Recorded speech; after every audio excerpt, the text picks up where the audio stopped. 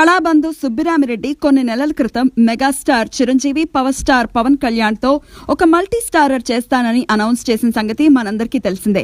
ఈ సినిమాకి త్రివిక్రమ్ శ్రీనివాస్ దర్శకత్వం వహించనున్నాడు.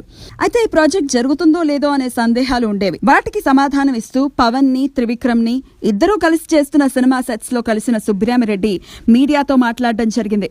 నాకు చాలా సంతోషంగా ఉంది. మెగా కాంబినేషన్ లో వస్తున్న సినిమా మొత్తానికి త్వరలో పట్టాలపైకి వెళ్లనుంది.